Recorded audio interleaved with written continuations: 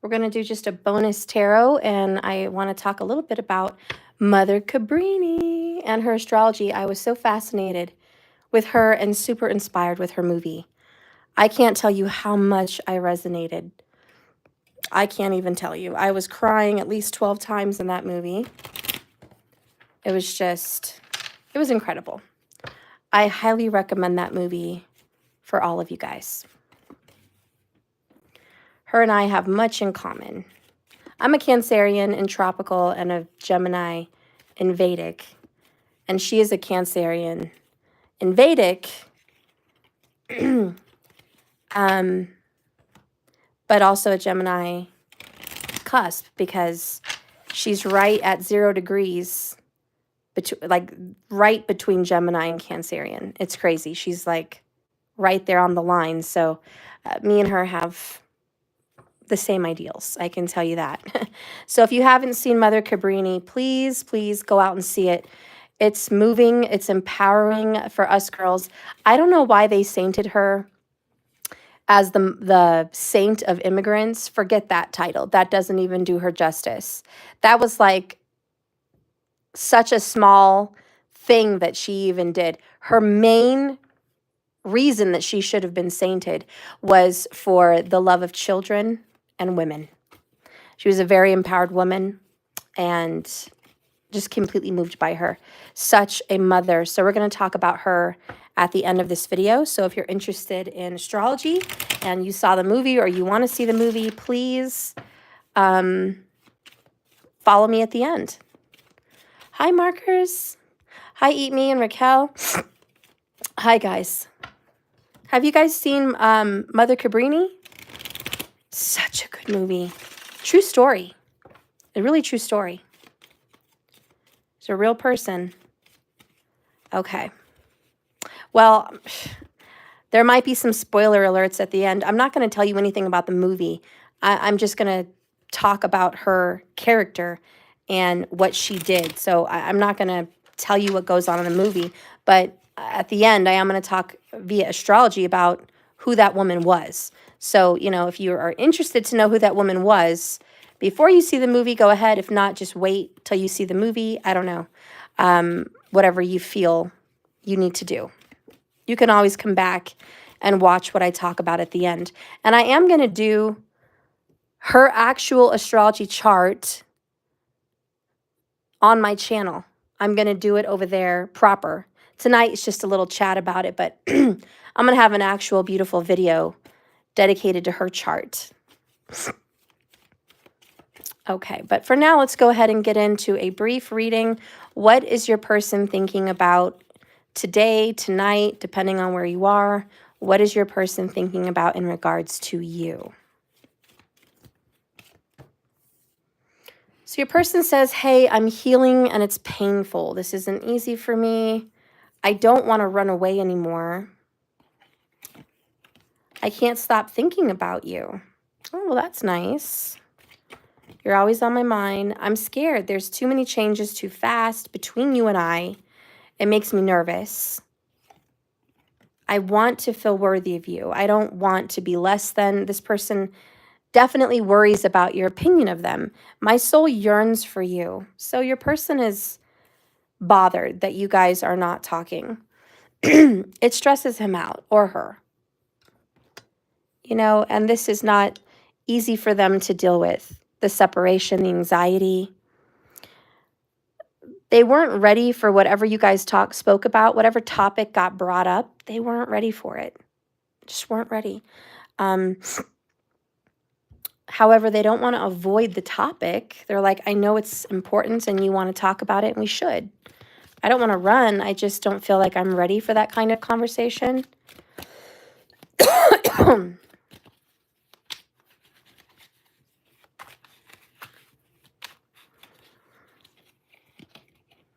Three of Wands, they know you expect a lot out of them with this expectations. It's just, they're not sure they could live up to your expectations, to be really honest. They may never tell you this, but it's a little book of secrets that they want to feel important and seen and liked by you. Being liked by you is important. They feel the loss of this connection. 5 of Pentacles and 2 of Cups. All right. So they feel it. They're like, this is a loss. This wasn't just a loss for you. It was a loss for me. This was really difficult and I'm suffering. Okay, well, that's not really solving problems, but it's nice at least that they can admit that you're on their mind. Burrito Fly, so she became a nun who is an immigrant from Italian bloodline. Yes. Oh, you guys are going to love the tea on Mother Cabrini. Oh my God. I found out things that probably no one has found out. And I was like, oh my God, this is insane. This is insane. But we'll get to that later. Anyways. All right. So your person's like, tonight, as of today, I feel lost and in despair about you. I wish we could kind of make amends here. They're trying to get on the right path. They do have intentions to do the right thing to you. Knight of Swords. So this is going to come correct. They want to approach you, talk to you, text you, see you, message you. They are making the decision to approach. You know, this is like, Your Honor, can I approach the bench? Can I talk? Can we discuss some of this? You know, at the right time, of course. In about 2 weeks, you guys are probably going to have a talk about what they avoided talking about recently. But let's see the tea with what's been going on today in their mind about you. So what's been happening in their little brain?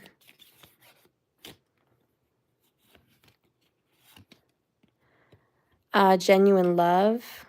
I'm hearing this song by Celine Dion. I'm channeling it, and it's I Don't Want to Live Without You. Okay, I'm not going to sing it, but that's pathetic. I would never sing Celine Dion, especially when I'm sick. I hope you know the song, but I don't want to live without you. I think that's the name of it. Anyways, so today, they're thinking about karmic chains being broken and genuine love. Twin flame, no honor, Colorado Springs. Okay, what are you talking about, girl? You had 2 comments that were not in relation to anything I'm talking about. So what's going on? Markers. What was that about? No honor, Colorado Springs. What does that have to do with the reading?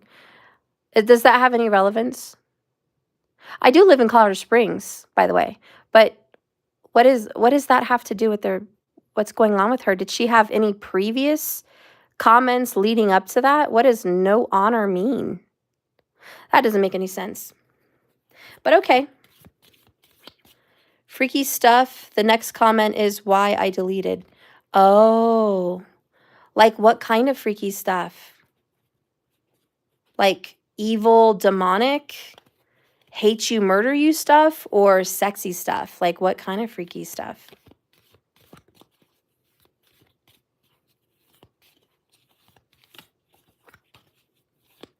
That really, twin person, that did not make any sense.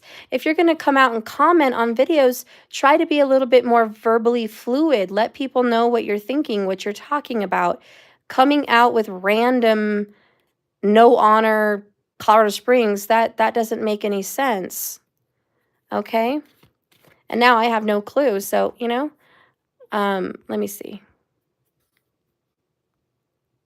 Well, I guess I can check it later.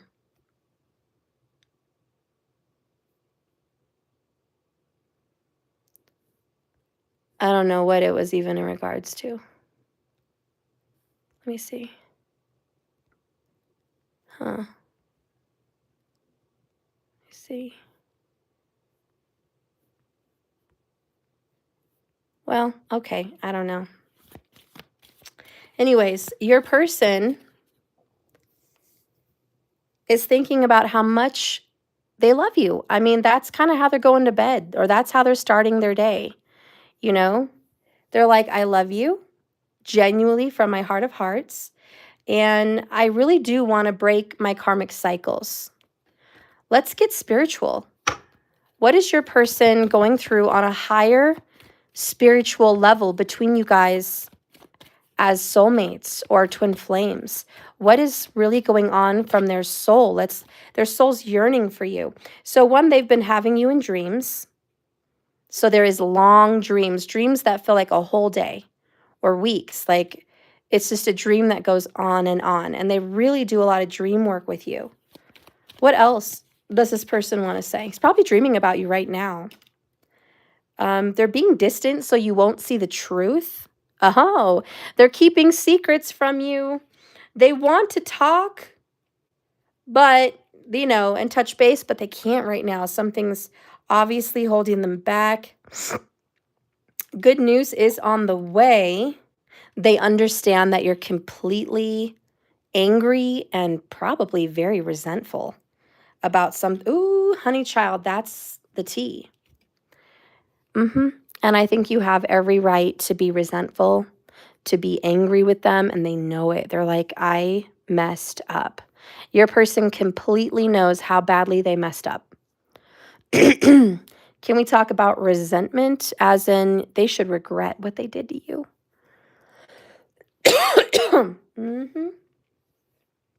The proof is in the cards. And they can't deny it. I don't see nothing about an apology or an I'm sorry, but and their higher self is like, can I just visit you in dreams where it's gentle, where you can't hurt me, because I know you're upset and I just want to talk to you there. Like it's easier to talk to you over there. I've screamed and had fits of rage over our connection. Oh boy. I do love you and I do want to spend time with you. So if you didn't know that, this is what they mean. This is what they're saying. Making love to you is unlike anything I've ever experienced. You make my body react in such a magnetic way to yours. So they feel the chemistry. And you can't hide it. There's a lot of people that and I know that they get into a love connection and they're like, oh, I'm going to try to kind of sabotage this or push this away or, kind of just say it's not as big of a deal as it really is. We really shoot ourselves in the foot when we do that because we cannot deny the chemistry. And it doesn't matter how long you guys have been, not seeing each other. It doesn't matter. If you've ever been around somebody that you have really intense chemistry with, it could be 5 years, and as soon as you see them, fireworks. Fireworks, like nerves, butterflies, shaking, nervousness, excitement, and anxiety all at the same time. I mean, it's, what is this, right? It's like, why would you ever feel so shaken by someone? And it's that kind of chemistry that I'm talking about. And you know what bugs me? And I'm just going to speak out loud here, but let me know if this bugs you guys too. You get these people who, I don't know what Bible they're claiming this information from that's so valid, but it's like all of a sudden they said they're God.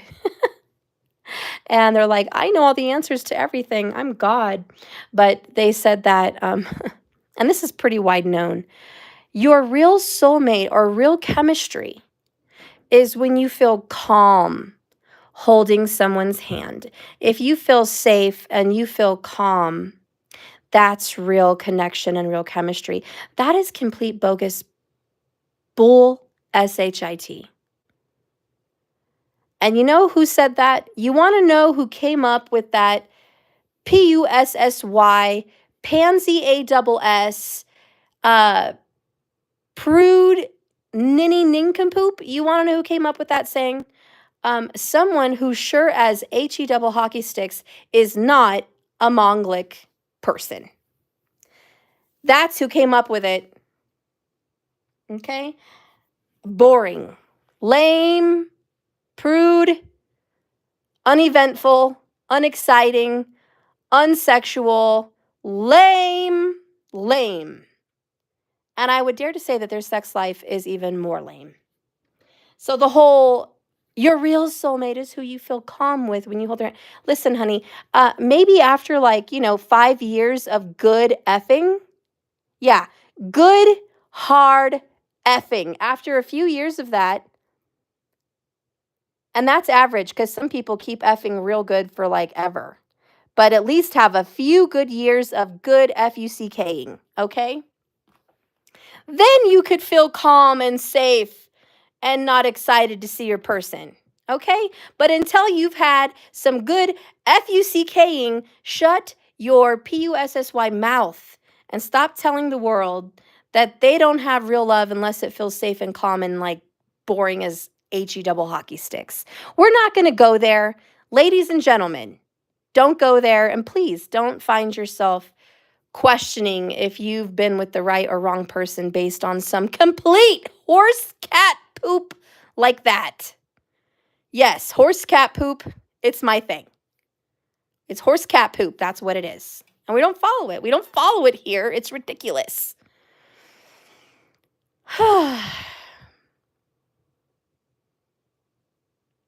All right, now that I've gotten that off my chest, now that that's out of the water, you and your person actually have some chemistry, okay?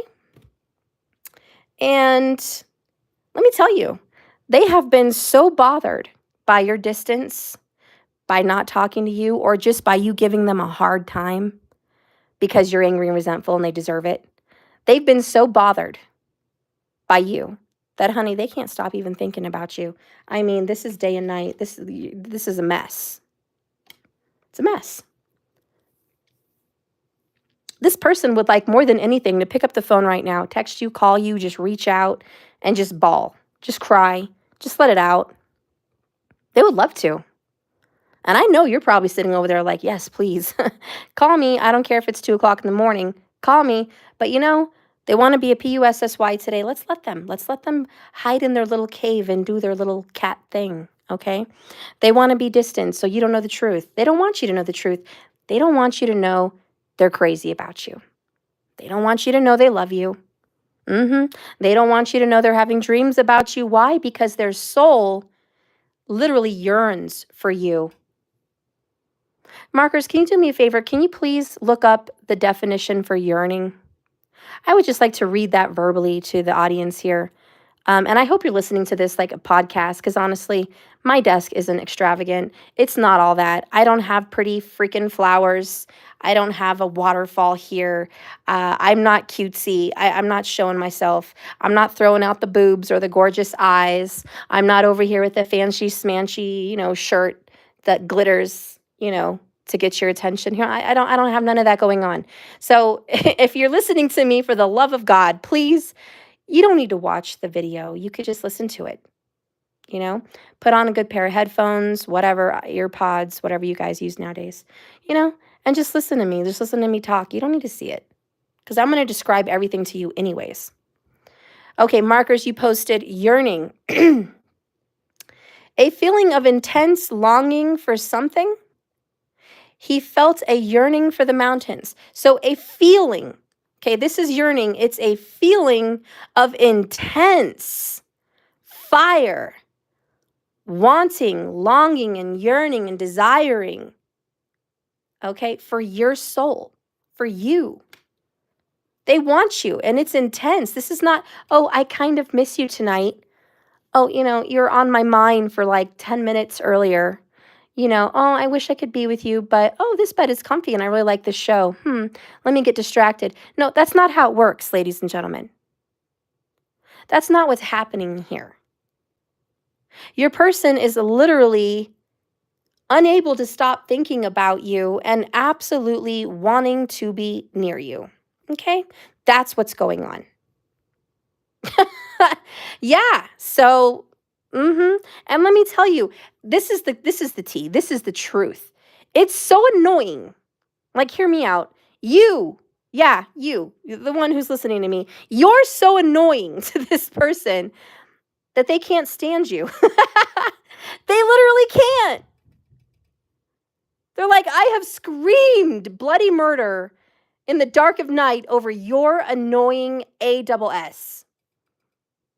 I've literally had fits like a 2-year-old child that doesn't get what she wants at the store and had absolute rage. We're talking punching walls, punching the horn of the car, I don't know, smacking a pillow, or just being a fool in their rage about how annoying your connection actually is.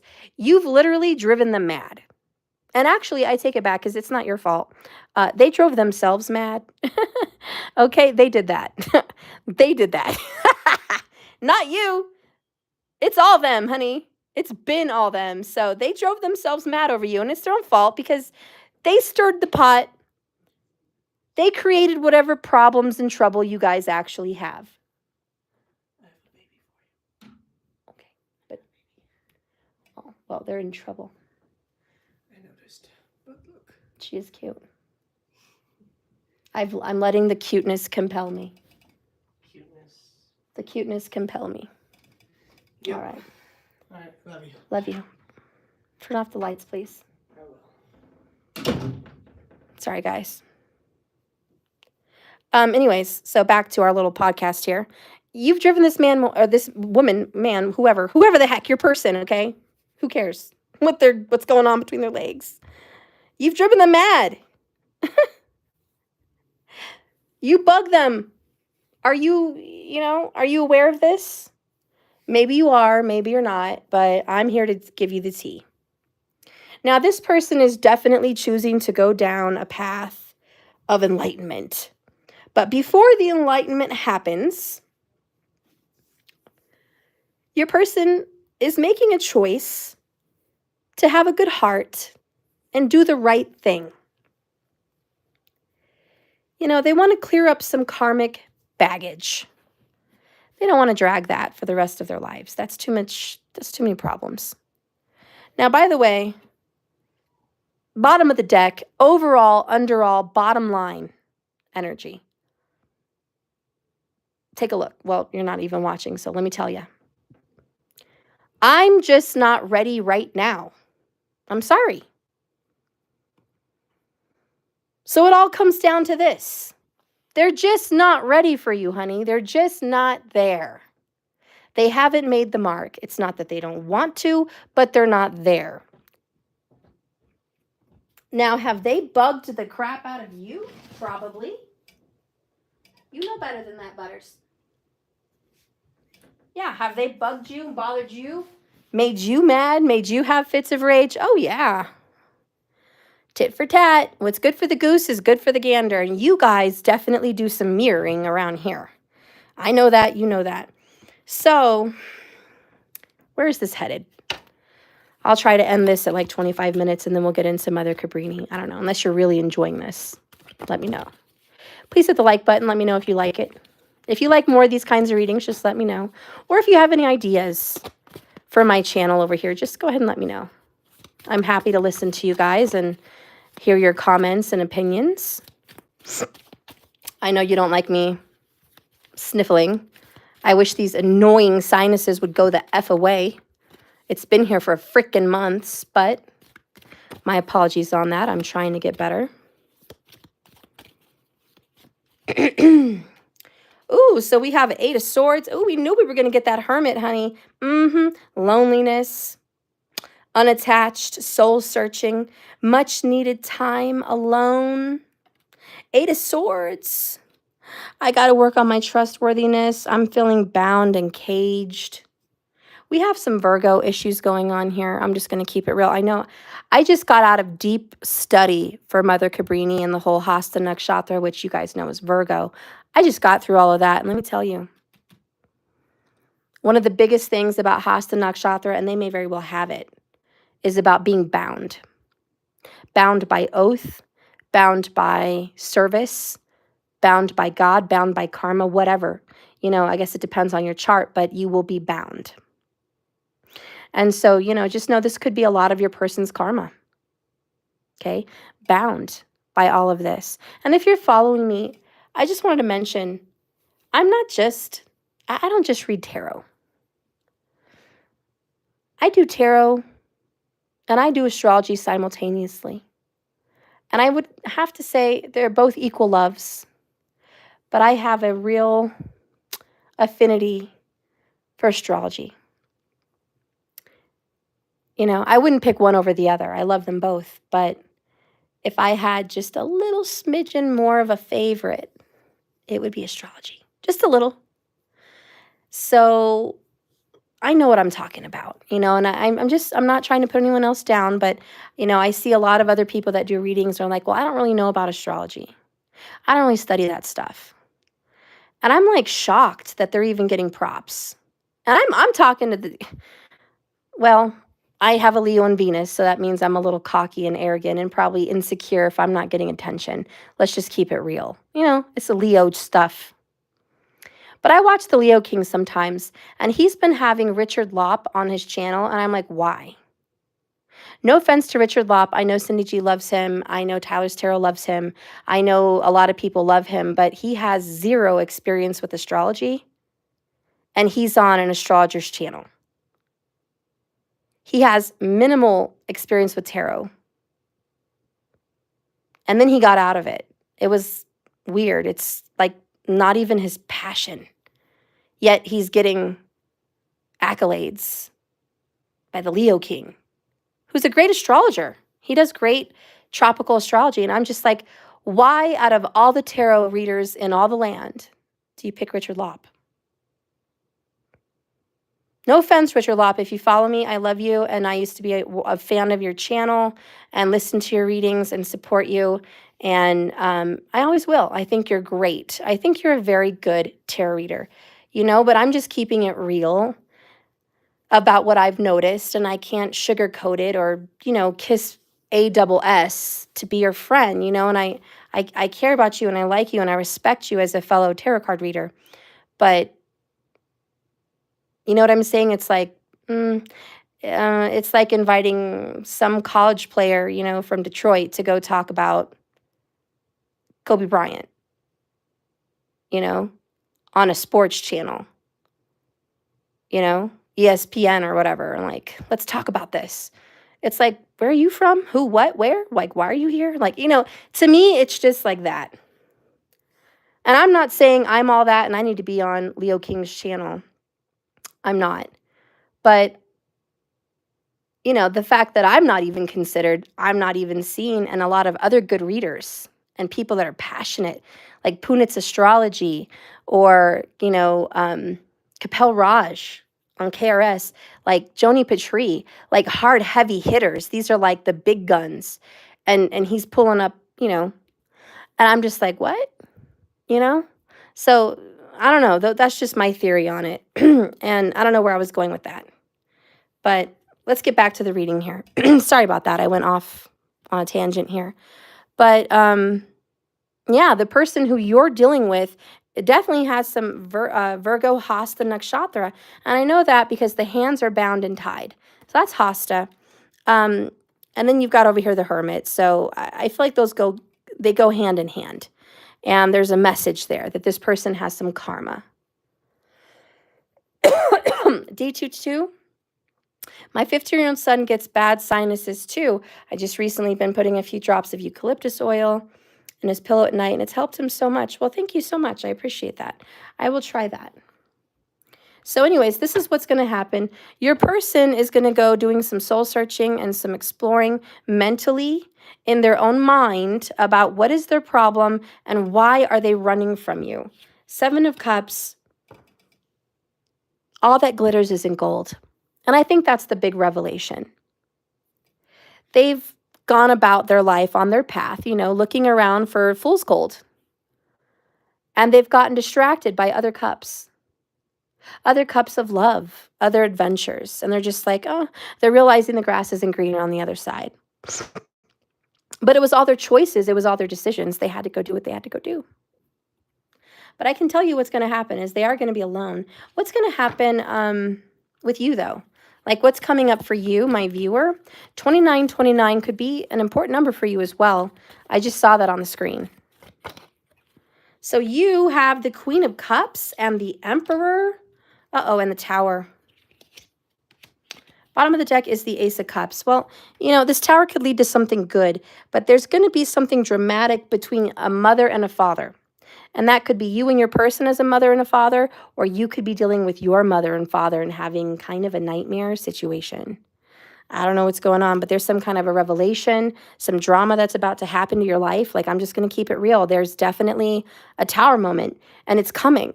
Maybe it's already here. Maybe it's going to be there, but it's going to attack you, and it's going to say that your stability isn't strong, and it is going to say that your relationship isn't strong.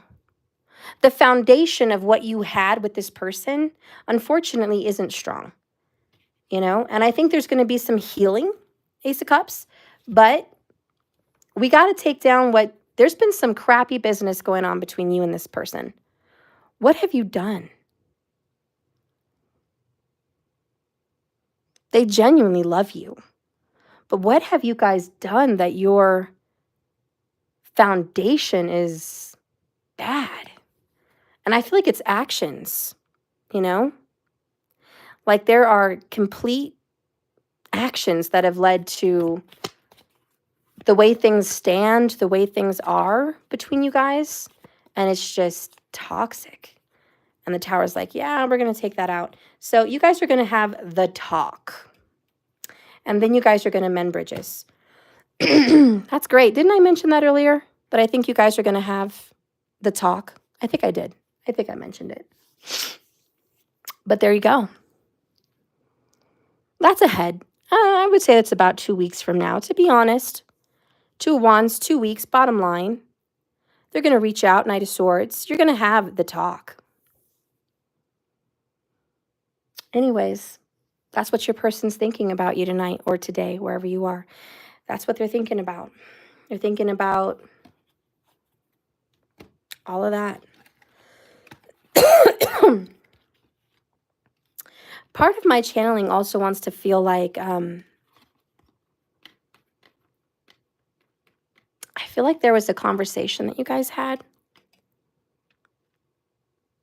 with this, I'm scared too many changes too fast.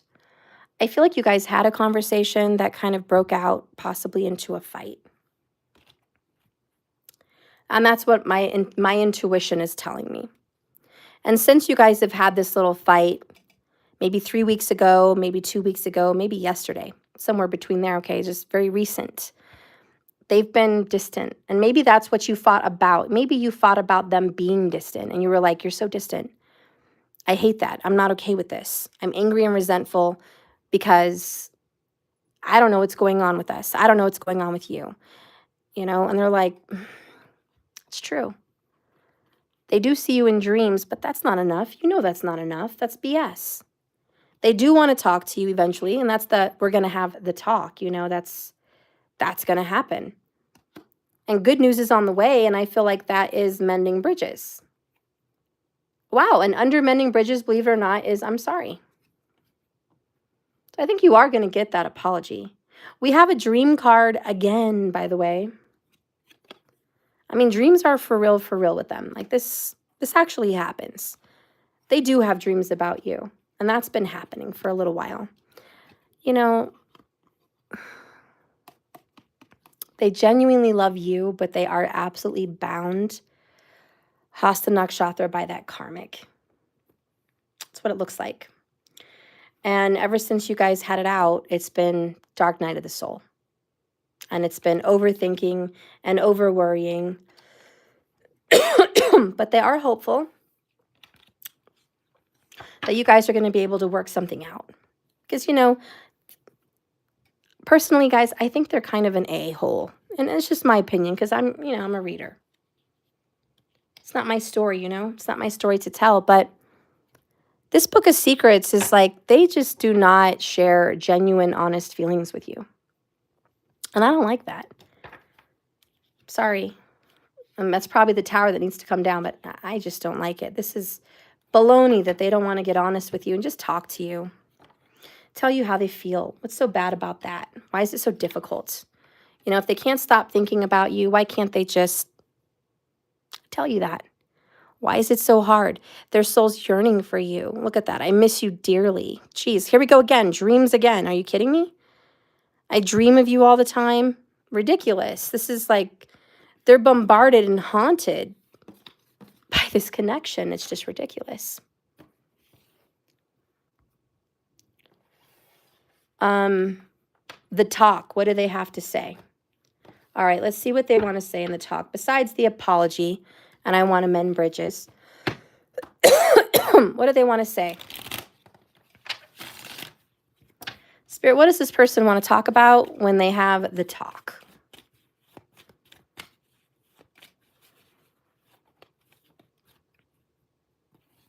And what are you guys still doing up?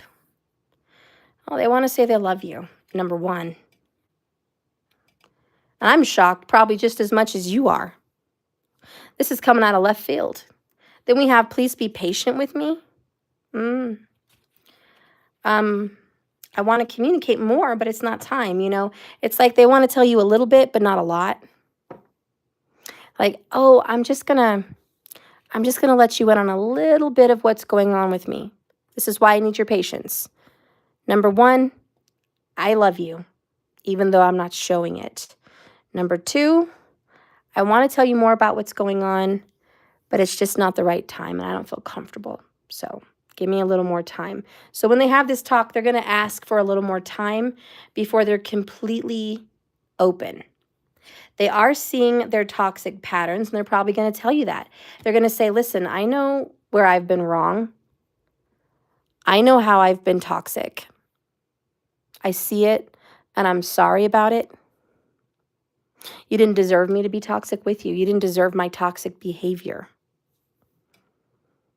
So I think you are going to get an apology about how crappy they've been. And I think they're going to basically let you know, even in a roundabout way, that they love you. So you're going to get that confirmation. And honestly, they just want to open up the door for communication. Because I feel like whatever you guys dealt with recently closed the door on you guys talking. Or at least openly talking.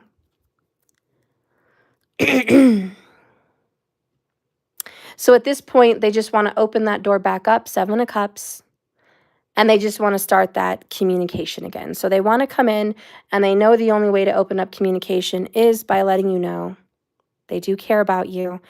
They see that they're the issue. That's really what they want you to know, and that they want to be in your life, and they just need some more time. Honestly, that's what I feel. We'll get one more confession about the talk. Spirit, give me one more confession for this person when they have the talk.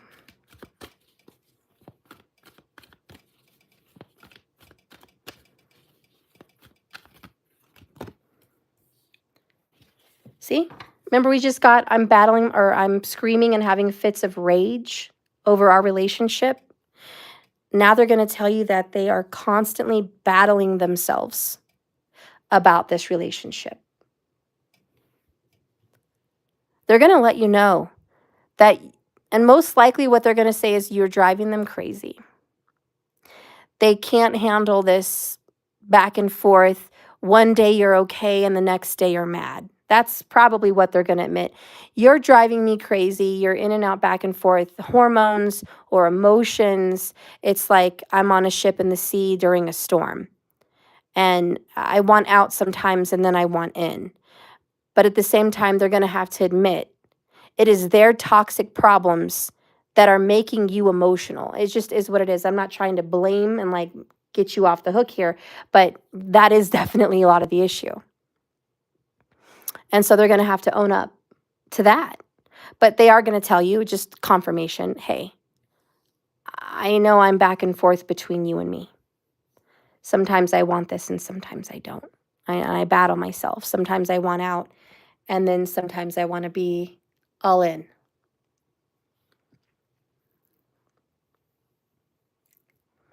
They want to come clean.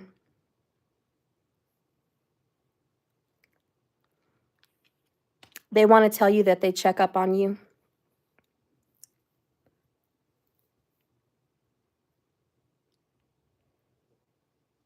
You know, just to see what you're doing, how you are. A little sneaky, sneaky. They never wanted to hurt you, even though it happened. Couldn't avoid that. And guess what? Big lucky guess. What's like the 4th or 5th confirmation tonight in like 30 minutes? Guess what? I dream about you almost every night. Boom. And I hate waking up to find you're not here.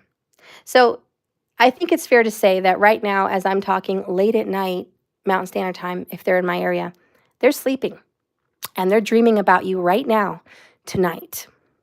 If they're not in my area, they're still probably sleeping because California is still late. It's past midnight. And going into the Midwest, or, South and what do you call it? The East, but not quite the East. I don't know what you would call that particular. Not all those states are South because some of them are North, but I don't know how to describe that other area, but Georgia and north of, okay? I don't know how to explain that. Central, I guess they call that Central Time, okay? It's still late as heck. It's like 2, 3 in the morning over there. And then you're going to go over in the New York time frame, East Coast.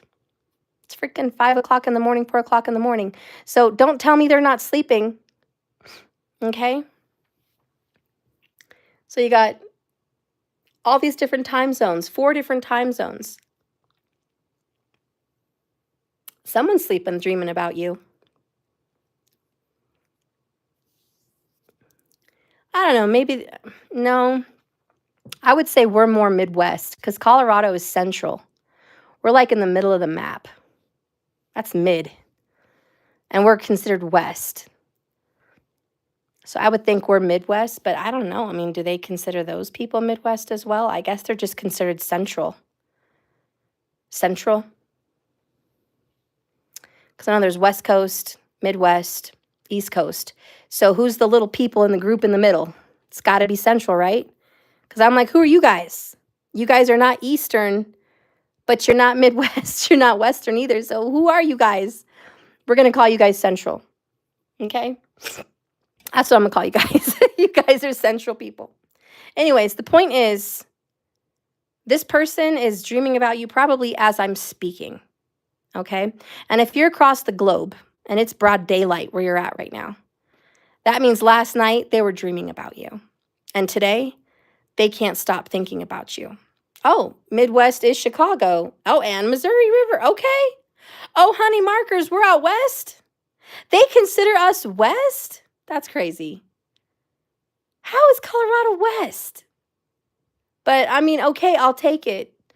I guess, I knew Wyoming was pretty much west, Idaho, but I'm a little bit surprised we're west. I kind of thought we were central, but okay.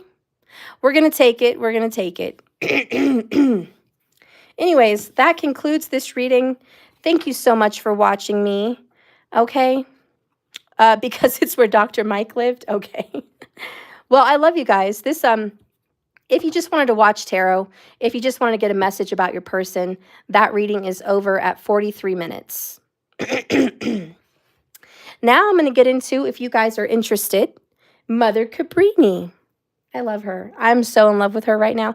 That movie had me crying and crying and crying. Like my tropical Cancerian traits just flew out of my body. And not to mention I've got the Pisces moon, so maybe that's why I'm just an emotional mess. But so many synchronicities. Okay, so we're going to start. And I'm just going to talk about some things that I noticed. Number 1. And this is chicken scratch. I don't expect you guys to.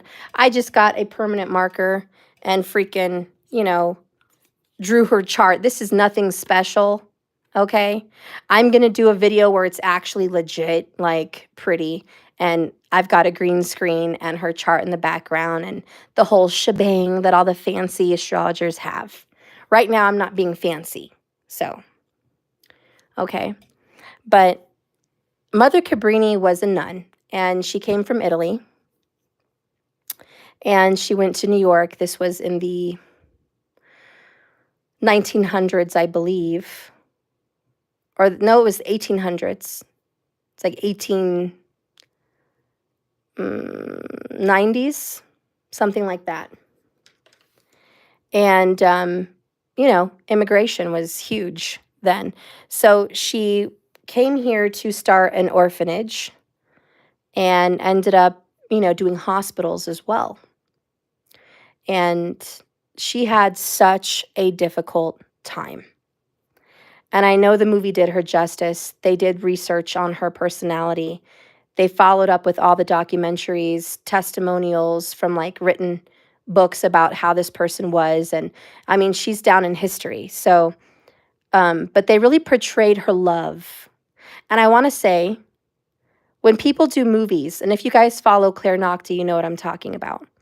But when people do movies, the directors, the actors, a lot of time subconsciously don't even realize they are being drawn to a part or a movie script that resonates with the person they're doing the movie about, or the general idea and theme of the movie, that it resonates with their nakshatra, which is their ascendant most likely. Now, if you go further into astrology, there's something called the Atmakarka, okay? And that's the AK, the Atmakarka, and it is the highest degree planet in your chart, and that rules you. It's huge. And no matter what dasha you're in, no matter what mahadasha you're in, no matter what your rising or anything else is in your chart, it doesn't matter. When you have an Atmakarka, that is the main significator, meaning the most significant, the king of your life, the ruler. Now, a lot of people say, well, isn't that the sun's job? The sun is the king in our chart. Yes, it is. But for some reason in Vedic astrology, the Atmakarka has a little bit more say even than the sun. I know, that's some crazy cray-cray. There's some tea for our astrology ASS, but it's true. It's even more important. It's just huge. And so you guys, now I'm sharing the astrology tea with you. So sit down, grab a cup of something and hear me out. So I was like super intrigued about Mother Cabrini, and I was stressed because nobody that I found did an astrological chart on her. Nobody. I Googled it. I think there was some tropical, but you know I don't follow that shiz. So I couldn't find it. I'm like, where? There's got to be someone in Vedic that did this. Nope. Then I Googled again, Mother Cabrini, Vedic sidereal chart, you know, time of birth. They didn't even have that. So I was really stressing out about what is her time of birth. So I just did what I usually do. I meditated and I closed my eyes and I asked Source for the answer. And I don't know if I'm correct or not, but in my meditation and where I was led and what the number I saw, the number I heard is what I went by. So the ascendant sign is iffy. And I have a question mark because, as you know, the ascendant changes every 2 minutes. The ascendant is the rising, in case you guys are wondering. So I cannot pinpoint for 100% certainty that that is her ascendant. But the number I got came to Libra for her ascendant. And it kind of makes sense because it's about dealing with other people. And her identity, look how flipped her chart is. Her 7th house is her 1st. Her 4th house is her 10th. Her 3rd house is her 9th. Everything is a mirror. It's all a mirror for her. Everything is mirrored, reversed in her life, if I'm correct. So I don't know, but I thought that was kind of stunning. And it caught me and it was like, wow, everything is perfectly mirrored. And in the exact houses where they belong, it's just been swapped. So it could very well be. But it made sense. And so when I did this chart, the one things that I know are for sure is the sun sign and the moon sign. That is 100% right because the location of her birth, the date of her birth. Now, what I thought was stunning is I really resonate with her. A lot of you guys know I was born July 2nd. And she was born July 15th. So not very far from me. So we have a lot in common as far as the gift of gab, Gemini vibes, but also Cancerian vibes. Now, she's a little bit more Cancerian than me. And if that chart is correct, she's at 0 degrees of Cancerian. So she's a cusper. So Mother Cabrini is a cusper between a sun sign, Gemini, and Cancer. She's a little bit of both. She's 50-50. Okay? She's the perfect mix of Chick-fil-A, ketchup, and mayonnaise. And we all know we love that sauce. We love that sauce. If you don't love that sauce, just give me your name and number. I'll meet you and I will spank you personally, because how dare you? How dare you not love some Chick-fil-A mayonnaise and ketchup sauce? We have beef. Okay? I need to find you. No, I'm just kidding. Anyways, back to her chart. Well, I found out that her Art Makarka is Saturn. It's only 1 degree higher than her Jupiter. We have beef markers, and you just want me to find you. You just want me to find you. So anyways, I was like, okay, she's got Saturn. Oh boy, the big dogs came out to play.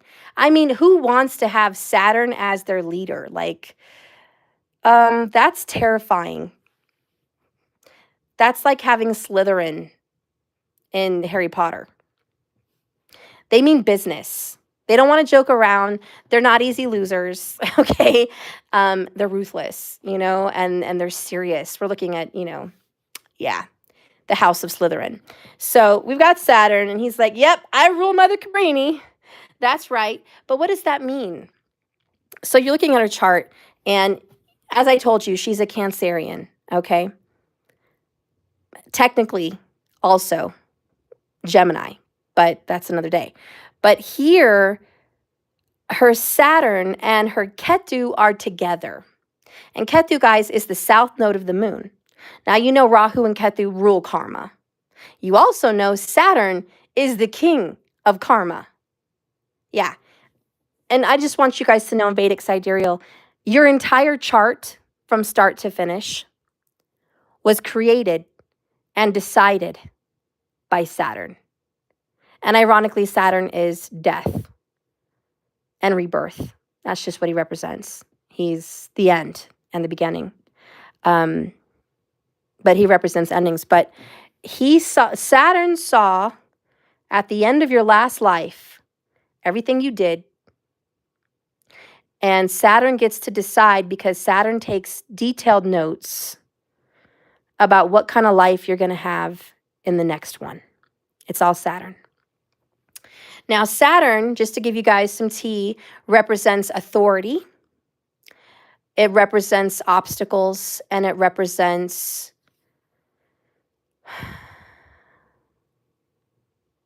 I can't think of the right word.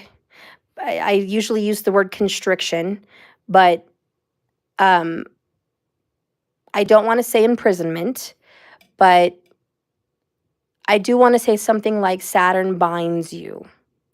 Think of a binding contract. So that's Saturn. And if I can give you a visual of Saturn, not that he's a snake, but just a visual, picture a boa constrictor suffocating its prey. Saturn constricts. He squeezes and he tightens in a very uncomfortable way. So wherever you have Saturn in your chart, you are being squeezed. It is a problem. It's an issue. And it's getting your attention big time. So when you look at your chart, you're like, Saturn's like, hello, do I have your attention? You're going to know. So wherever Saturn is, you're going to know, because you're going to feel it. You're going to feel constricted. You're going to feel like you can't breathe. You're going to feel uncomfortable. You're going to feel stressed, but you're also going to feel some strange pull that I must be in service in this area. There is no way around it. And when does Saturn truly hit?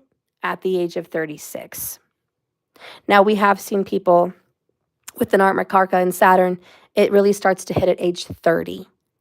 So it hit her at age 30, but it really hits hard at 36. But that's when Saturn really like wakes up from his sleep and it's like, I'm fully active.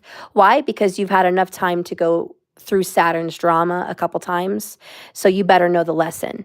Now I'm going to hit you hard and test you. So, I hope you're not effing around, because Saturn ain't playing games after the age of 36. There is no room for games anymore. You will deal with this karma, and you must, and there's no way around it. So her Saturn is there in the 4th house in the sign of Capricorn. By the way, which is kind of positive because Saturn rules Capricorn.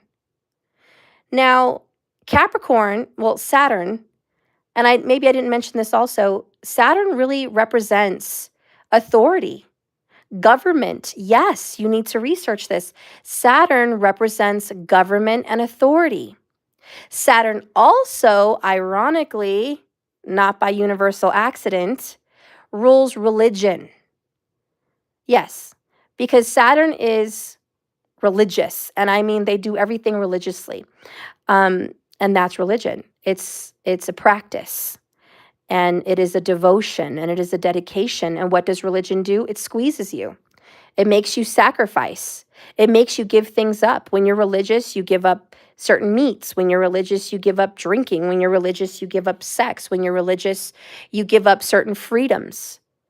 That's religion. It constricts you. And that's what it does. And I'm not talking about spirituality and our creator, because he is separate from religion. But religion is a man-made thing. We just have to admit that. It is a man-made thing, and Saturn rules it. It's safe to say Saturn is very human in a sense, or very earthly, very karma. Being human is karmic. So it makes sense that Saturn kind of resonates in that kind of energy. And a lot of people think of him as Satan. I'm not saying religion is Satan, but if you're already connecting the dots. So Saturn represents that. But government, which is politics. So Saturn is very good in politics, believe it or not, very, very good. He's not as good as Jupiter. Jupiter is happy and reaches masses of people. The opposite of the opposite of Saturn is Jupiter. Wherever Saturn constricts you and suffocates you and tries to squeeze you, Jupiter gives you freedom. Jupiter is liberation and expansion, and it gives you wings, and it helps you to grow and be free. No wonder Jupiter rules Pisces and Sagittarius. Okay, because both of those signs are about freedom, and it's about release. Pisces is all about death and letting go of this world, letting go of debts, letting go of idealisms, jumping into deep, deep, deep, deep spirituality that is not attached to religion. Hello, Jupiter. And Sagittarius is very much the same way. I don't want to follow religion, but I do want to follow spirituality, and I want to higher educate myself, and I want to cause contradiction against religion, and I want to be a firefighter against lies and deception and oppression on people that are taught to believe things they shouldn't. That is very Jupiter. So I want you guys to think about that. So when you think about Saturn, you know the opposite. And so Saturn is for her. So Mother Cabrini is over here in her 4th house, and she's a Cancerian, but also a Gemini cusper, you know this, but she's a Cancerian technically on paper, okay? And in her 4th house, the house of Cancerian, she's got Saturn and Ketu. So that means her homeland, Italy, is a problem. And she is restricted in Italy. She cannot be free to do what she wants. They're not letting her do what she wants there. She has to do what? Leave. She has to go across the ocean, leave her homeland to go do what she wants to do. That is the 1-7. So Ketu represents the cutting and the severing and the separation. It also equals duality. So Ketu is like split. And it's deeply connected to karma and karmic past life energy with ancestors. And her Venus is very much connected to Magha Nakshatra, which Ketu co-rules. I know that's a lot of information, and if you can't follow me with that, that's okay. But Ketu has something to do with her ancestors, her homeland, and her karma from a previous life with her ancestors and homeland. She has a karmic debt to pay with Saturn and Ketu to serve, because Saturn is service. It's dedication, it's service, and it's restriction. So she must leave her homeland, because that's what Saturn says to do, and she must go out and serve her people elsewhere. So you can see that in the chart. And it's a duty that she must fulfill. So the sign of Capricorn being dutiful and hardworking and focused in her 4th house means she works for her homeland. And that's why we're going to mosey on over to her 10th house, which is the sign of Cancer. And she's got the Sun and Rahu right there in the sign of Cancerian in her 10th house, which is her main purpose for life, besides the Art Makarka, which is tied to that purpose. But the 10th house, as you guys all know, is your purpose. Hopefully you know. And so she has and Rahu expands everything. Rahu blows it up out of proportion. Rahu is like a magnifying glass on a tiny situation and just blows it up. So Rahu expands ego with the sun. And the sun is very strong in politics in the sign of Cancerian and in the 10th house. So she would have been actually very, very good in politics. But she didn't go that way. Why? Because Ketu is very spiritual. The 4th house is very much ancestral driven, homeland. And Saturn is saying, no, we're not going to get into politics. We're going to talk about our home, our immigration, our people, and your ancestors. That's what you're going to deal with. Had she had a different zodiac sign or a different house placement, that might have changed it a little bit. If she had a Sun and Rahu in Sagittarius or Gemini or Aquarius, she might have been very, very good in politics. And it would be way more so than this. But neither here nor there. She would have been pretty good in politics. But she was driven for her people. So the Cancerian ends up in her 10th house, which is like your new home is going to be abroad. And the sign of Cancerian in her worker house, her career, her purpose in life is to do what in the sign of Cancer? It is to mother.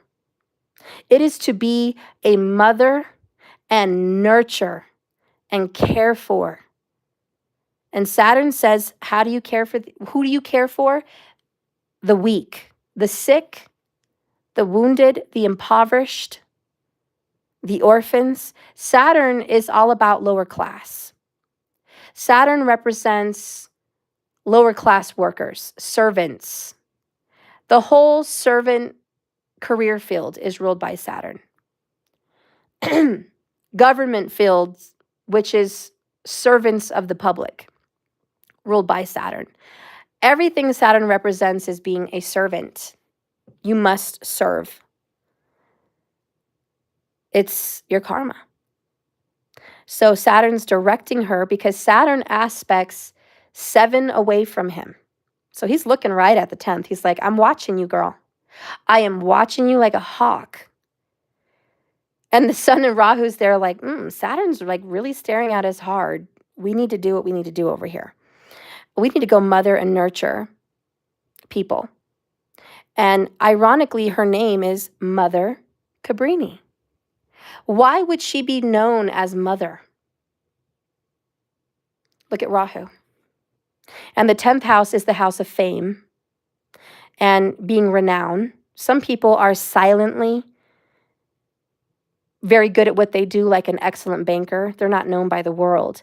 But when you have Rahu, honey, and Sun, honey, in the house of fame, honey, no wonder she's well known. She's not just well known in Italy. She's not just well known in America. She's well known in every continent of every country in the world. Mother Cabrini. And she goes off in her life to open hospitals in almost every nation. Some of the best hospitals you could possibly have. Okay, let's not even get started on how much money she was able to accrue for all her efforts of orphanages and hospitals. She's very well known for this. Why was she such a good negotiator to get money? And why did they give her such a hard time? Saturn. Saturn's like, I'm going to make it difficult. It's not going to be easy for you to get money. It's going to be very hard because I'm aspecting your work. I'm going to make you fail and work again, fail and work again, fail and work again. Every time she rose to grab a hold of money, it like fell out of her hands and something bad happened. Every time she got a nice building, something happened and she couldn't keep it. That's Saturn and Ketu. She kept losing homes. You think about the fourth house is a home and a house. Saturn kept causing her to split, cut, lose, home after home after home. That was her life. And that's Saturn and Ketu in the fourth, aspecting the 10th, which is what her entire purpose was, creating homes for orphans. And she couldn't even keep that together. It was always being cut and lost. It was a constant struggle. But she rose above the struggle. And this is Saturn. I'm sorry, scratch that. This is the Sun and Rahu in the 10th. It was like, Saturn, no matter how much you want to constrict me, no matter how much you want to stop me, or give me opposition, or trials and tribulations, or build walls in my way, I'm going to overcome them. And that's the Sun in Cancerian, which is extremely determined. And by God, she will fight for her children.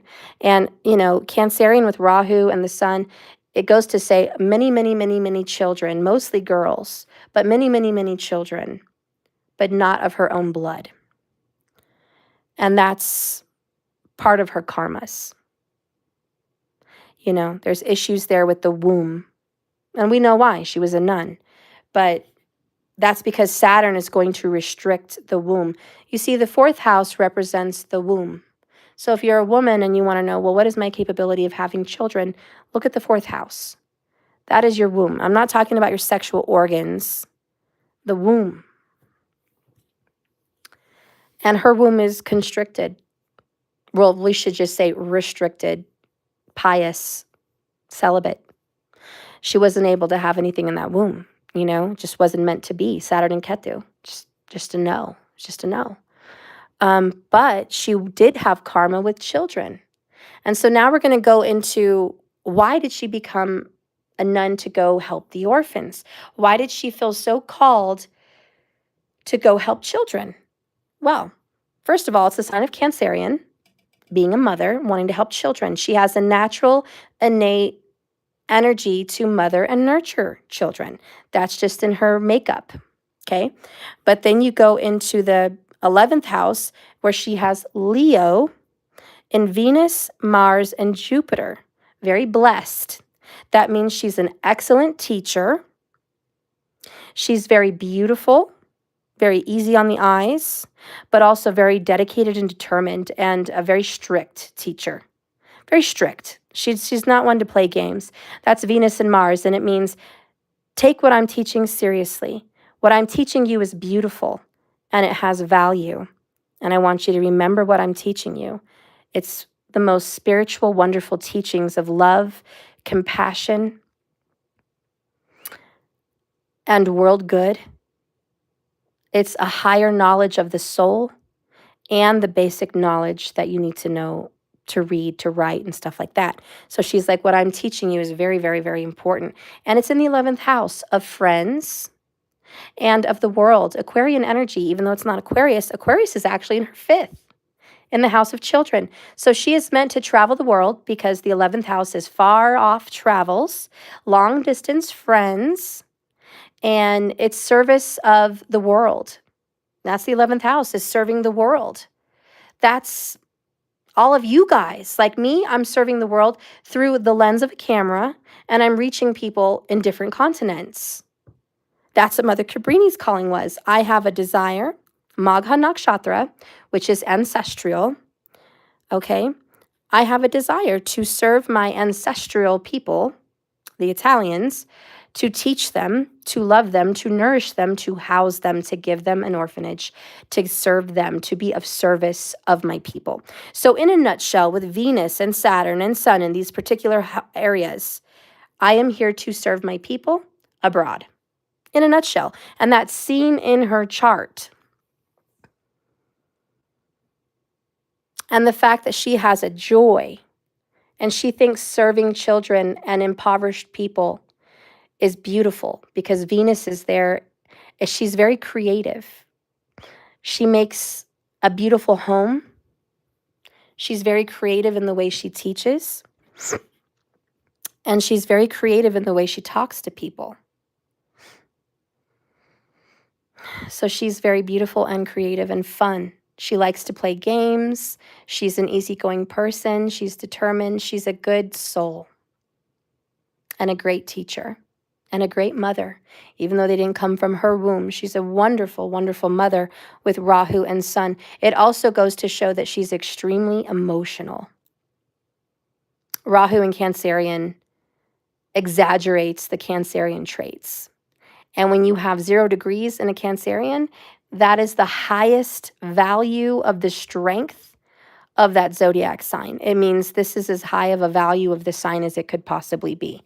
This is the roots and the guts and the insides of this zodiac sign. So she is extremely emotional, tearful, crying, heartfelt, sobbing over the issues of the world that she wants to help solve.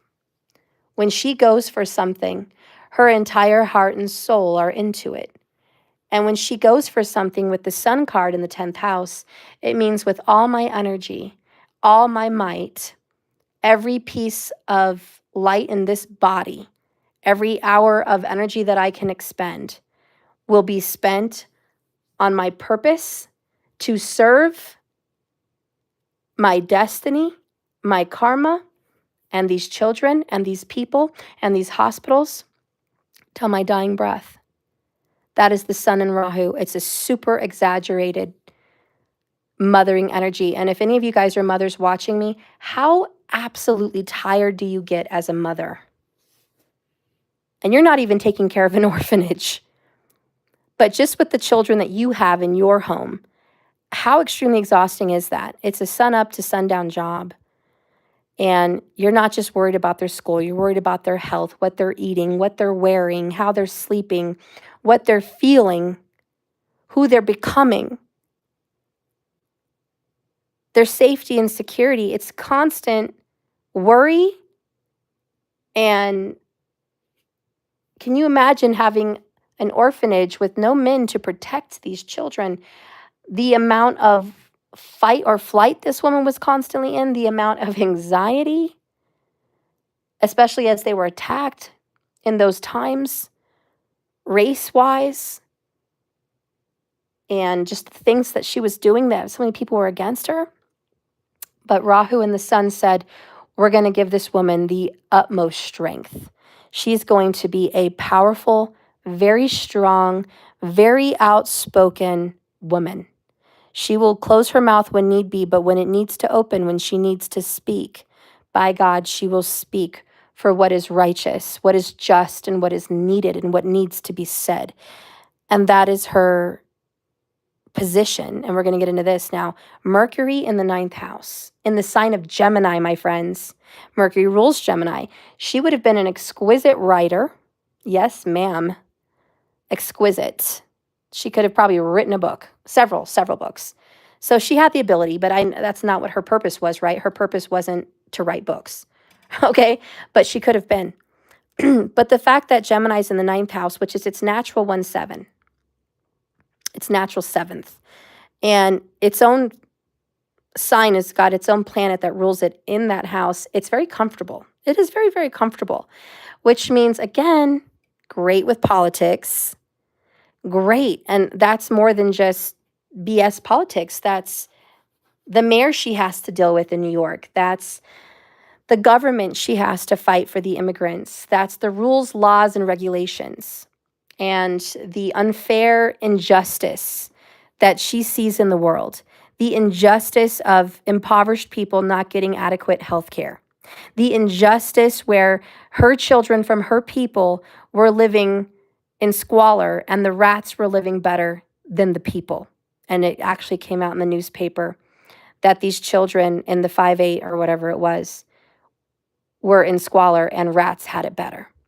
And that was her story. And that's the Mercury Gemini 9th house placement. She was like, I could definitely give you a headline for a newspaper that's going to grab people's attention and they're going to start donating. So we're going to get into this now. So she was able to be a good talker. And I mean smooth talker. She was a smooth operator, a smooth talker with higher up people and the echelons of people, people of power and people in politics. She would bust through doors with anyone that had power. She didn't care who was trying to stop her. She knew, who's going to stop a nun? What the heck am I going to do to these people? Nothing, but I am going to use my mouth. So she would storm in to groups of political meetings and speak about the children that need money for shelter and for food and for people that need hospital care. And she had every right to speak on that. And that's Saturn saying, speak up for the lower class citizens, speak up for the impoverished people, speak up for the orphans, speak up for these people that are low class, speak up for them.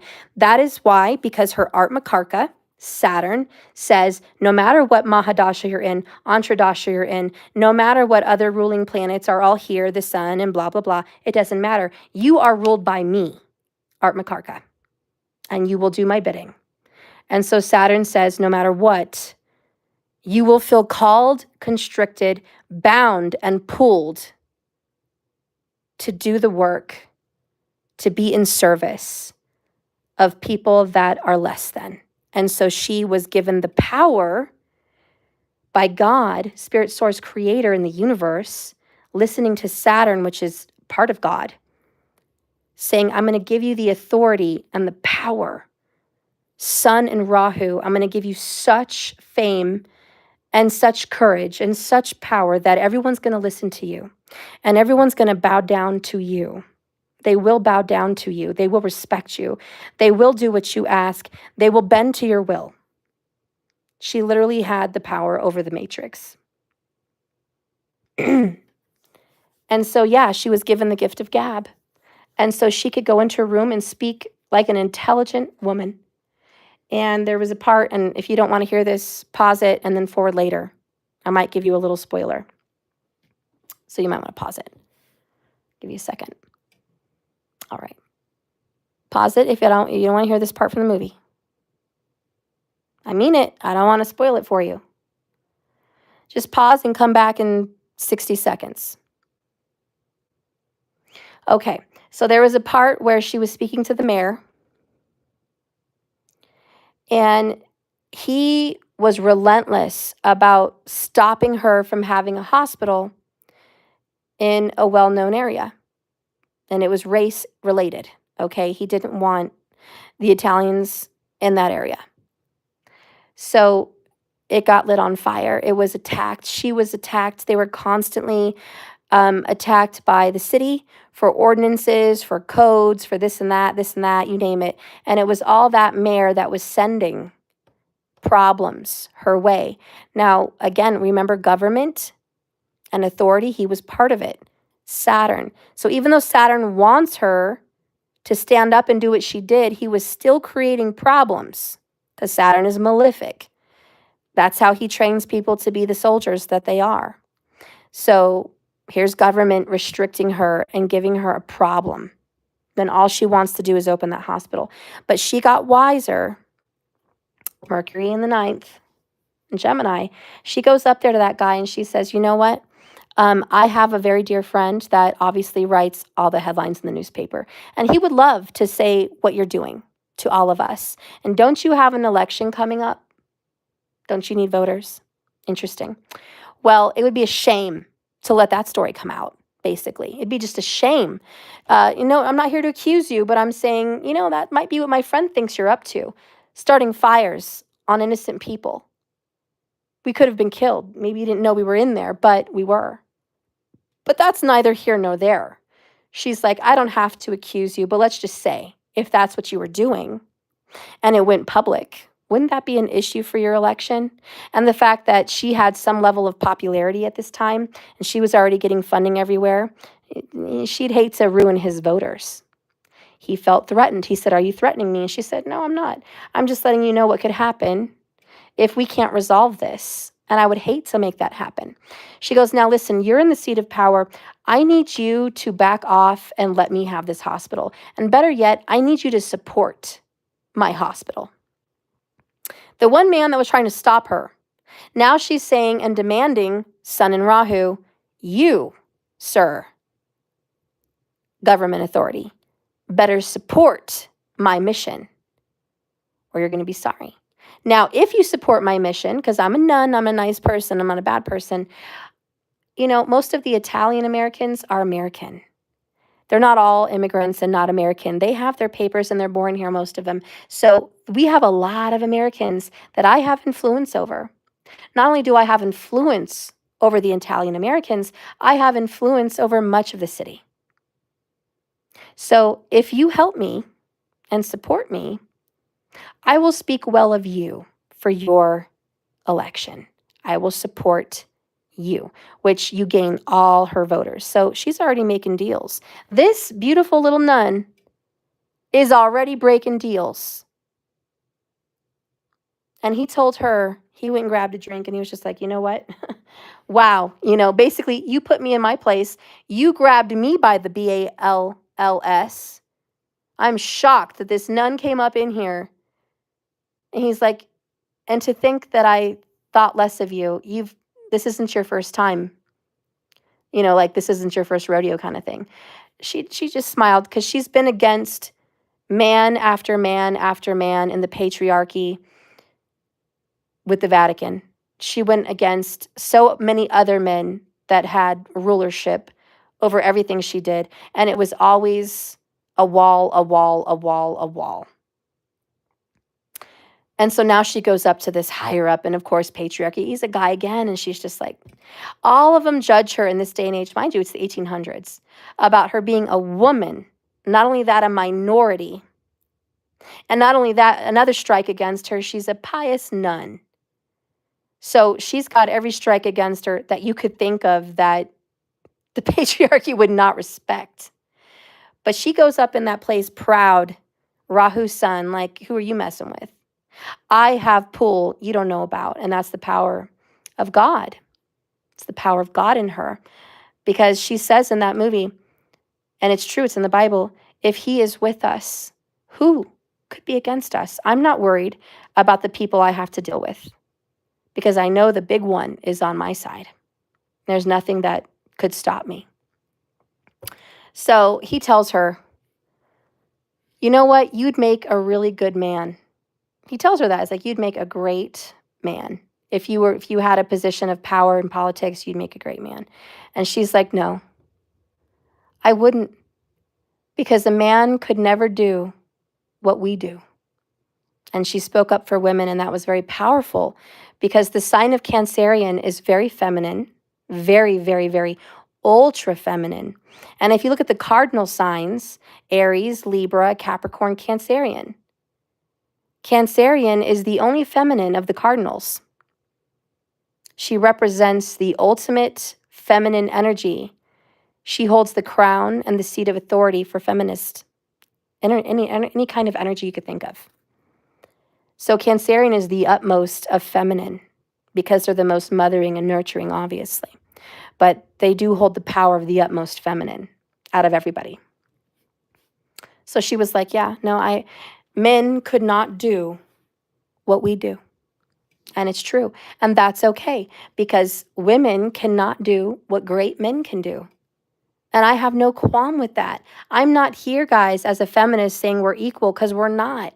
And if you study tarot and you study astrology and you study spirituality, you will come to your soul truth when you sacrifice your ego, and you will know there is a difference between masculine and feminine, and they are equal in the sense of respect, but they are not equal in the sense of they're both capable of doing exactly what the other one is capable of doing. They're very different. A Cancerian and a Capricorn are not equipped to do the other person's job. That is just a fact. It's just science. It's just astrology, is what I'm saying. And there's no way around that. As many people need to kill their ego and say, oh no, Cancerian can do it just as good as Capricorn. Bull. No one can do a Capricorn job like a Capricorn. No one. And no one can do a Cancerian job like a Cancerian. No one. That's just how it is. That's just how the cookie crumbles. No one can do what Scorpio can do. No one can do what Aquarius can do. They're different and they're beautiful, and it should be that way. There is division. There's nothing wrong with division. They all deserve equal respect in the sense they should be respected in their field, in their expertise, in their specialities. They're equal in the respect that they're all a leader in their own energy, but they are not equal to one another because they are all separate, different leaders.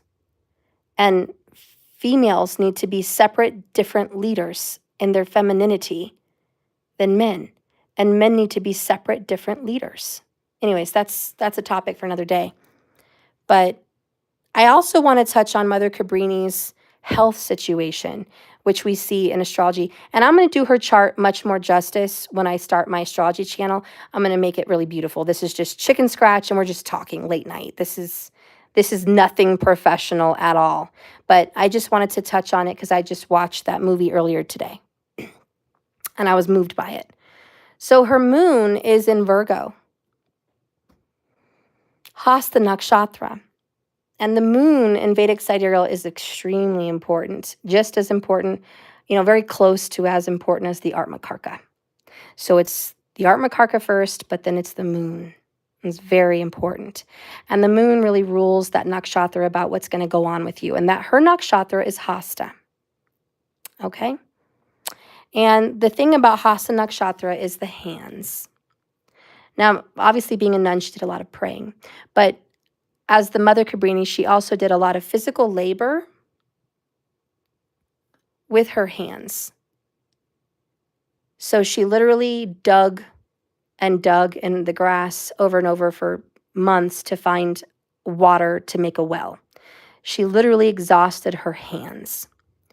She literally washed and bathed and clothed children. She literally went out and cleaned house after house and organized and decorated and moved every piece of furniture in every which way in each location for the orphanage. She literally had her hands involved in building the hospital.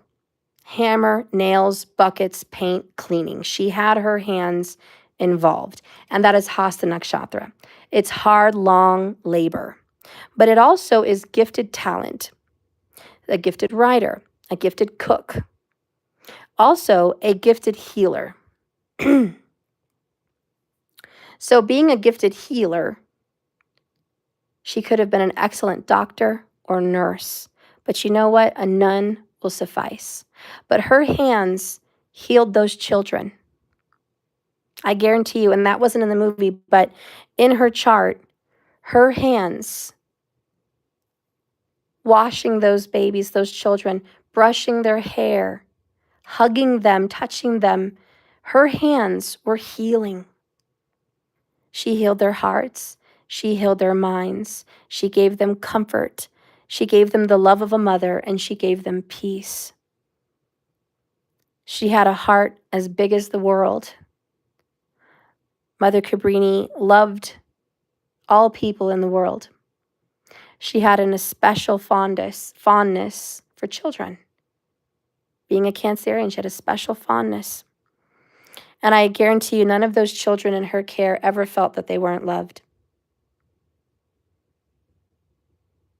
Every one of those children loved that woman. Now, speaking about her illness, when you have a moon in Hasta, there is going to be some onset of illness. Now, she's got it in the 12th house, which can talk about hospitals, doctors, surgeons, death. We're going to go ahead and say terminal illness. Now, you guys know the Dashtana houses, if you guys have been following me. And if you don't know, that's okay. I'm going to tell you. But the 12th house, the 6th house, and the 8th house, those are the Dashtana, the dangerous, the scary, the difficult houses. So if you have a prominent planet in one of the Dashtanas, there's issues. Let's just face reality. It's okay. We can face it. We should not be scared. But with the moon there, it means her mother would have been ill, like something was ill with her mother, or she was estranged for her mother, or something happened to her mother. With her father, something happened to him as well. Sun and Rahu, there was violence, or there was some kind of separation, or there was some kind of weird connection there. But she had a parental issue. And with Saturn and Ketu, her own childhood home wasn't okay. Okay, and then the moon in Virgo in the 12th, she definitely was in hospitals a lot. Okay, maybe much like her mother. But it would just go to say that she had an illness that was terminal, that she needed to be hospitalized over.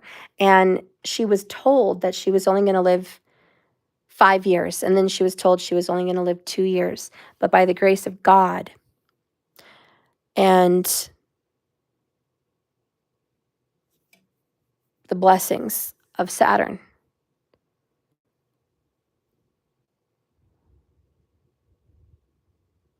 she lived to be 67 years old. She lived much longer than any doctor ever would have thought. And that was a blessing by Saturn because she fulfilled her purpose. You see, Saturn is malefic, but I tell you, he blesses you if you do the work. And it's very difficult to be under an Atmakarka of Saturn. It's like having the strictest teacher and parental figures of your life.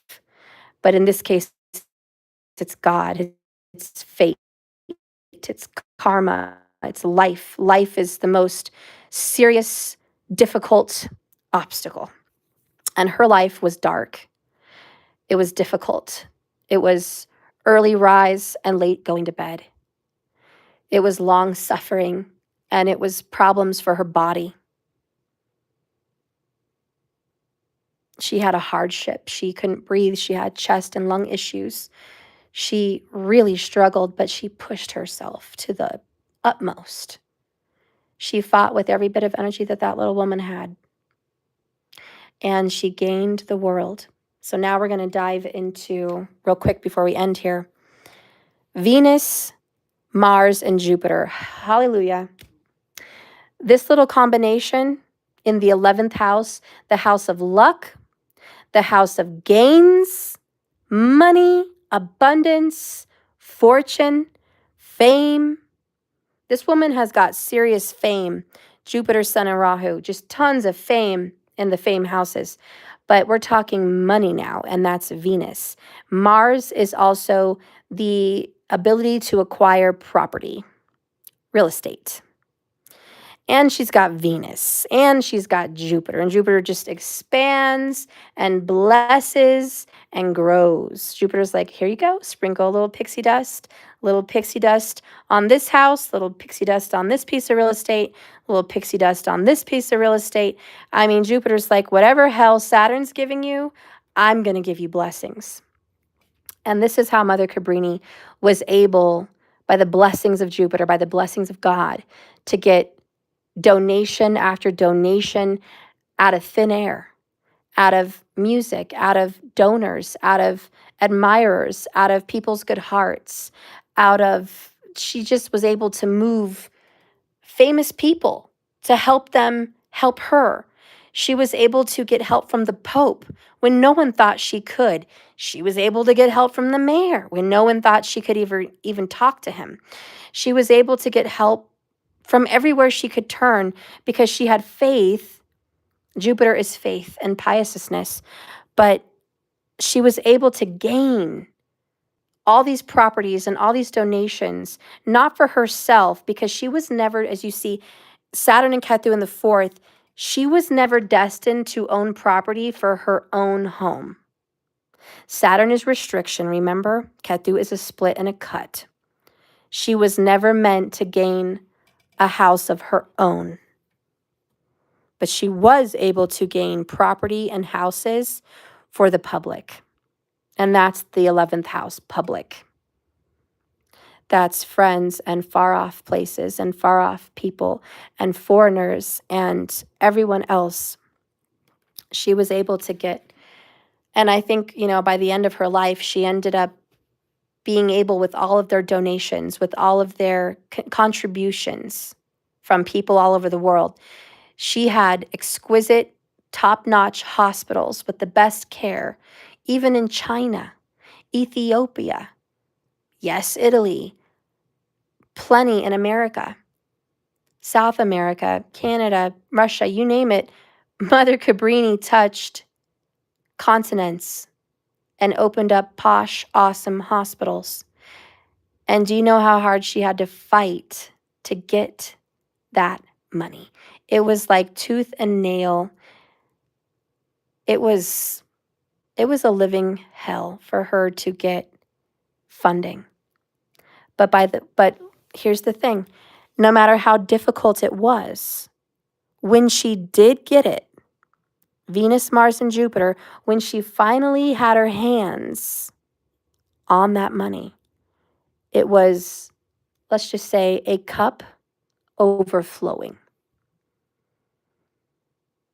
It's like she didn't just get the money she asked for. She didn't just get the money she needed. She got excess.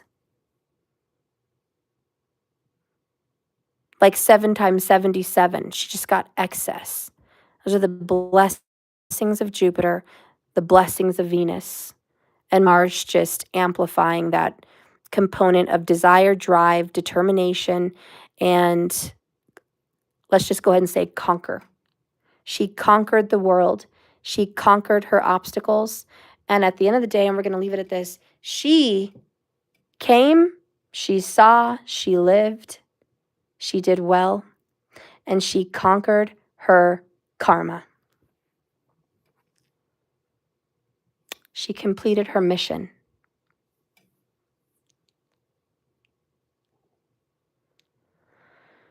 She did what she came here to do, what she was born to do. The sun in Rahu, your birth sign, the king, your birth sign, Cancerian in the 10th, she came here to serve people.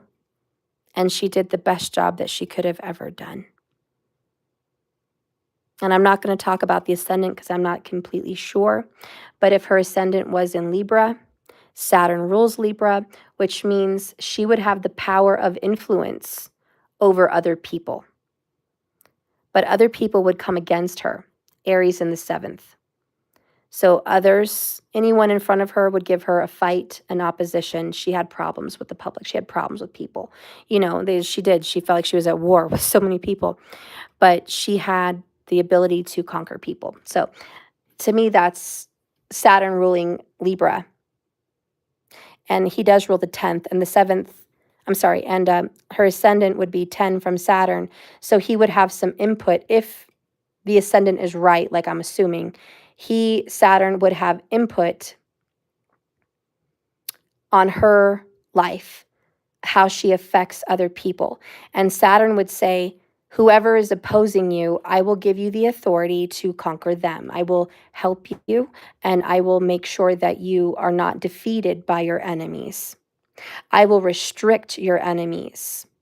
And that was a blessing from Saturn, if I'm correct about her having a Libra ascendant. But one last thing I want to mention about Mother Cabrini, which is actually a visual. This is a major visual. Her moon, which is what Vedic sidereal focuses on, is Hasta Nakshatra, which is Virgo. So her moon is Virgo, okay? That goes without saying. You guys know. Earth sign, humble. That sign in that author is compassion and acts of service and humility. Okay? It's also being a healer. But did you know the visual in Vedic sidereal for Virgo is a woman, hello the virgin, and she's a nun, a woman, the virgin boat. This is going to drive you wild, and I want to save the best for last. It is a woman on a boat. In one hand, she's carrying wheat, which would correlate with bread. In the other hand, she's carrying medicine. Medicine and food. A woman on a boat carrying medicine and food and a virgin. Does Mother Cabrini not fit that description to a T? She literally had to go on a boat, on a ship, from Italy to New York to do what she came to do, which was to feed and nurture the orphans, the impoverished people too, with hospitals. Okay, but give them medicine, which is hospitals. So she came on a boat, Virgo, to give food and medical care to the world. She left her home on a boat to do that. And that is her moon sign. And that is the thumbnail that I posted on this video. That's what it represents, what it looks like. That's Mother Cabrini. The woman on a boat, the virgin on a boat, bringing over nourishment and care. The beautiful Cancerian sun also carrying the name Mother. Okay? She fits her sidereal chart perfectly. She fulfilled her destiny. She fulfilled karma. And I believe she is done. She's conquered her body and she's conquered her karmas. And with Magha Nakshatra and Venus, she conquered whatever karma she needed to conquer with her ancestors. She delivered. She conquered. And wherever she is now as a higher spirit, she is a teacher and a mother and a friend and a healer. And you can call on Mother Cabrini anytime you need to connect with the divine feminine energy and you need to be nurtured. So anytime you need to gain courage and strength, you just call on Mother Cabrini, because I know her higher spirit is out there as a teacher and a friend and a healer and a mother. And if you're in need of one of those, just call on her. Her energy and spirit will be with you. Absolutely. She carries a powerful love straight from God for us all. She's a prime example of it. And Doja Cell, to answer your question, you wanted to know if having a Saturn Art Makarka makes it difficult to find our own homes. No. And maybe I didn't specify that enough in Mother Cabrini's chart. Saturn in the 4th house and being the Art Makarka would make it difficult to own a property. That is Saturn in the 4th. Especially when you put a little Ketu by it, it's like, man, you thought you had problems before. Now you really have problems. That's Ketu. You know? And Mother Cabrini, when she got all those properties, none of them were in her name. They were public. That's what I mean by she could never have a property in her name. It just wasn't in the books for her. You know what I mean? It wasn't in her astrology. So no, having Saturn as an Art Makarka is not going to make it difficult to own a home. Only if it's in the 4th. And it does get activated at the age of 36, although in some cases 30. Okay, we're going to go with that. Tamika Lucas. Oh, hi, girl. Steph, God bless you, honey. You are truly doing God's work. Thank you so much. Thank you for this wonderful opportunity to listen to you. I appreciate that. And you know what? I'm embarrassed. I don't have my stuff together, guys. I am a scatterbrain Gemini, and when I think of something, I just pop it out without a lot of preparation. So this was just my little trick and scratch. I literally took an hour, to just watch some information about her. Most of my time was Googling her freaking chart, which was not findable. And then, having to get the birth time. And by the way, finding a Vedic sidereal chart calculator that goes back to 1850 is a nightmare. You should go through it. It's a nightmare. It was a nightmare to find a calculator that could actually go back to 1850. But I found one and I was grateful. So I was really happy. But I'm embarrassed. Thank you, Tamika. But let me tell you the truth. If I was sitting in front of Kapil Raj or Simon Chakowski or Joni Petrie or even Leo King, I would be embarrassed because I don't have my crap together. Like, I've got a tiny little notebook and a freaking marker and a cell phone that I did this, got her information. Like, they're going to be like, well, you didn't go to this person and you didn't do that and you didn't, spend 10 hours, going through every detail. And, I understand. Like, I would be embarrassed if I was in front of one of my teachers. You know what I mean? It's like when you're a teacher, you would be embarrassed to teach in front of your teachers because it just puts you on a whole other level of yikes. I better not mess up even once because I'd be mortified. So this was not perfect by any means. And I don't know if any of my teachers watch me. Maybe they'll come across me, maybe not. I don't know. I am not a perfect astrologer. I definitely don't know everything. Okay, I'm not claiming that I do. I don't. I am definitely still a student, absolutely. And I have a lot to learn. But from what I do know, and a lot of it being my intuition, this is the information that I found tonight for Mother Cabrini, and I will do her justice. I will make it proper. I will make it pretty. I will have a way to show the screen a very much more beautiful, aesthetically pleasing chart for the beautiful Mother Cabrini, because I didn't do her justice on this scrap paper at all. But I will do her justice and make it pretty. And I will speak more eloquently when I do that reading on my astrology channel, and I will be more professional about it, and I will have my notes. This is the only notes I have, and it's just coming out of my brain right now. I will have actual notes where I can pinpoint topics and I won't gab. I will do her justice, but thank you so much, Tamika. I appreciate that comment.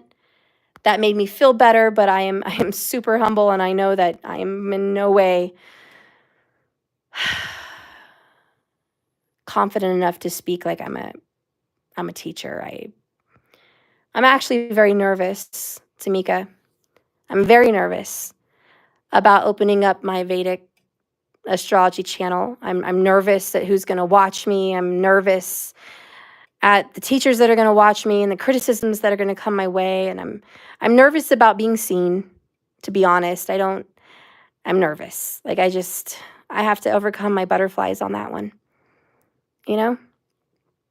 I don't like people looking at me. I don't know how I'm going to deal with that. I don't know how I'm going to deal with that, but I'm being brave and I'm conquering my fears for sure with that channel, and I'm just going to trust.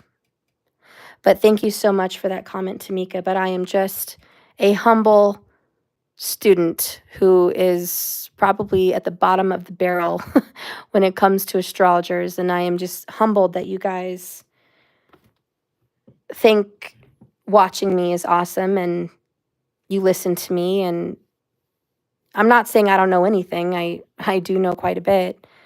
But man, my teachers are like Dexter's encyclopedia. They know everything. They know every Hindu word. They know every Para's ruling planet. They know every tiny, minute detail. They know every lord and god that rules it, and they know what year it was discovered, and they know everything somehow. And I'm honored to learn by them. But I will say this. I've heard my teachers talk about people with my chart placements. And I'm courageous enough to say this. My placements definitely speak for me. It's like they're my credentials. And where I may feel very, very humble and not confident enough, my chart speaks for me. And so any teacher that would critique me in some way would have to look at my chart and say, Stephanie knows what she's talking about. She's highly psychic, highly intuitive, and extremely gifted for the art of astrology. Because, like, that's in my chart. So I know, because I've read it, that I am created to be very good at astrology. And I have great insight. And I have a feminine insight. And I have a psychic insight. And I think where I difference myself, if that's a word, if I differentiate myself from my teachers, all of my teachers are men, except for Joni Petrie. All of my teachers are men, and most all of them have strong Aquarian traits and Scorpio traits, but they're very masculine, and their approach to astrology is very Aquarian, very scientific, very technical, and mathematical. And a lot of my male teachers, and I don't want to be sexist on that, I'm just saying that's my teachers, they tend to focus on astrology for the reasons of predictions. I did not get into astrology because I wanted to predict what was going to happen in my life or what's going to happen in yours. And although the beauty of astrology is you can predict, I could probably look at this chart and see her death and all kinds of other things. The reason I love astrology is to know the hearts and souls of people and to help people to know themselves better. The reason I love astrology is because it just showed me my innermost self. And it helped me to love myself, and it helped me to love other people wholeheartedly. And it helped me to forgive even the cruelest of people, because it gave me a beautiful understanding of fate and destiny and karma and the role that the universe plays in our lives. It gave me, it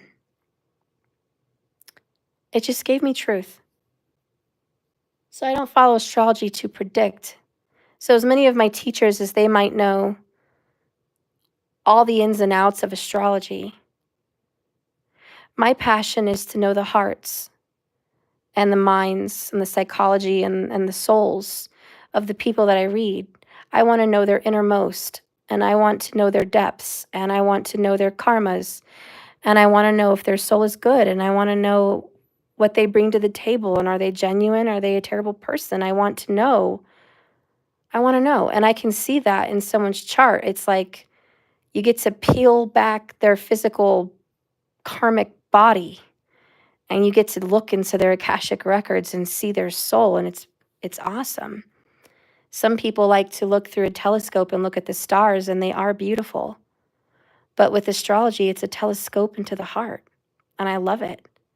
So I don't really care about predictions, and that's a majority why all my teachers do astrology. They're here to get paid to predict marriages and births and career movements. They're paid to be astrologers to predict those things. And I think that's a purpose, and I think that's wonderful, and people need that in our astrology world. But I just like to know the personalities of people. And so I feel like I do astrology differently. And I will always do astrology differently than my teachers, because I don't just study the planets as an energy or God. an angel, a spiritual ruler. I don't see the planets like that. I see them kind of like I see people. And I like to get to know the planet as if it was someone in person that I got to meet and know. And I want to know the personality of them. And whenever I know the planet very, very well, then I understand the house that it rules and why it chose to rule it. And then I understand the zodiacs very, very well. And then I understand what's going on anytime the planets move to a different house. I understand what they're doing there because I understand the person, because I understand the planet. So if you guys are going to study astrology, my advice is to really get to know the planets very, very well. Get to know their likes and dislikes. Get to know what makes them happy. And get to know what hurts them, what makes them cry or angry. Get to know what drives them and what motivates them and what their purpose is. Get to know what their pleasure is. And more than anything, get to know what the planet's purpose is, because just like people, these planets have a purpose, a destiny to fulfill. And you get to know those planets, and they're just beautiful individuals. And you respect them. You respect them and the consistent energy they give us. And you see how they make people what we are.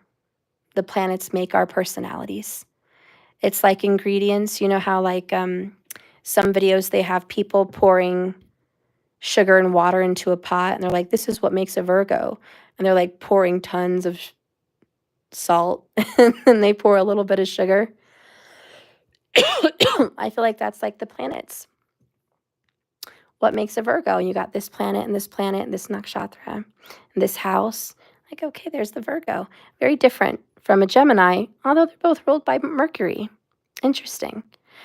So it's like cooking. You know, astrology is like cooking, but it's cooking people, not in a weird way, just a figure of speech.